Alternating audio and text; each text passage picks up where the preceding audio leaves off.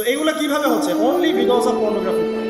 এটা যদি এখনো বন্ধ করতে না পারা যায়, আগামী ভবিষ্যৎ খুব খারাপ হবে। যেখানে সেখানে মানুষ জেনা করবে, যাকে তাকে রেপ করবে দেখে নিয়ে, বিকজ এটা ভিতর থেকে মানুষকে পশু বানিয়ে দিচ্ছে। আমরা জানি এর পিছনে একটা বড় ইন্ডাস্ট্রি কাজ করে, যারা সারা বিশ্বে প্রায় 98 বিলিয়ন ডলারের ব্যবসা করে পর্ন দিয়ে।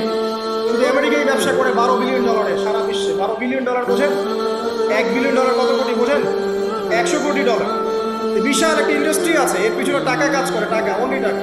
আর এখানে যা দেখানো হয় সবই ফেক, এগুলো কোনোটাই সত্য না, এটা শুধু একটা অভিনয় আর কিছু না।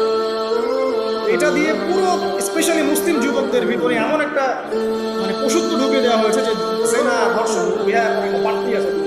এটা না কমানো গেলে এবং আইনের সুশাসন নিশ্চিত করা না গেলে ধর্ষণ কমবে না, জেনা কমবে না, ইফতিজিংও কমবে না, মেয়েদের অধিকার আদায় করা সম্ভব হবে না। এটা আমার মত।